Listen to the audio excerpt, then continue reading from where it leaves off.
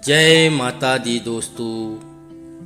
ध्यान ध्यान में सारा खेल मन का है। ध्यान में मन को समझाना कठिन है, पर इसे अपने वश में करना भी बहुत ज़रूरी है, नहीं तो ये हमें गलत दिशा दे सकते हैं। ज्ञान की बातें तो सब सुनते हैं और शायद ये सुनने में ही अच्छा लगता हो। असल जिंदगी में इसको कोई महत्व नहीं देता। अगर महत्व देता तो अपने जीवन में उतर कर उसी तरह जीता। ज्ञान सुनना और अपने अंदर समाहित कर लेने में बहुत फर्क है। जीवन को समझना है तो मन को समझो, क्योंकि जीवन और कुछ नहीं, वह हमारे मन का ही साकार रूप है।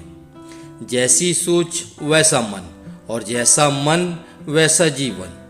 जो इंसान मन को समझ लेता है और उसे समझा लेता है, वो उतना ही शक्तिशाली व सरल व्यक्तित्व का हो जाता है। संपन्नता मन की अच्छी होती है, धन की नहीं, क्योंकि धन अहंकार को जन्म देती है और मन की संपन्नता संस्कार को जन्म देती है। इसलिए ध्यान किया जाता है। ध्यान का अर्थ है शून्यता, ठहराव। बहते नदी की तरह नहीं, तालाब की तरह शांत रखो। जब आप ध्यान करो, इस बात का हमेशा ख्याल कर रखो कि आपका मन आपके साथ बैठ गया है या कहीं और भटक रहा है। जब तक आप अपने मन को नहीं समझा पाते, तब तक आप ध्यान में नहीं उतर पाओगे। जैसे आप रात में सोते समय अपने मन को समझाते हो कि मुझे सुबह 4 बजे उठना है, तो बराबर आपकी नींद 4 बजे ही खुलेगी। फिर किसी अलार्म की ज़रूरत नहीं पड़ती। हमारा मन ही है जो हमसे सब काम करवाता है। ऐशो आराम के लिए हमें कमाने के लिए प्रेरित करता है, भगाता है। दूसरों के घर गाड़ी देखकर दुनिया की चमक में खो जाता है, और हम जो हैं उसकी हाँ में हाँ मिलाते हैं। धन की लालच में अपने आप को इस दलदल में फंसा लेते हैं। हमें इस दलदल से निकलना है, तो हर बात मन की मत सुनो। मन तो कहता ही रहेगा कि शराब पियो, गुटखा खाओ, नशे में रहो, और एक बार ये लत लग जाती है तो जीवन भर निकलती नहीं है। नशा चाहे किसी भी चीज़ का हो, मन आखिर हमें नशे में क्यों डुबोता है? वो इसलिए कि हमारे मन को शांति चाहिए, वो भी आराम करना चाहता है, तो वो हमें नशे में डुबोता है। उससे उसको बड़ा आराम मिलता है। आपने देखा होगा, नशे वाला इंसान को कोई होश नहीं रहता। तो इसलिए हमें मन की सारी बातें नहीं मानना चाहिए, और हो सके तो मन को हमारी बातें मानने में मजबूर कर देना चाहिए। उसे ध्यान और भक्ति में लगाकर रखना चाहिए। उसे हमें ही समझाना पड़ेगा क्या गलत है, क्या सही है, क्या करना चाहिए, क्या नहीं करना चाहिए। क्योंकि मन तो बच्चा है जी, वो जिद करता रहेगा।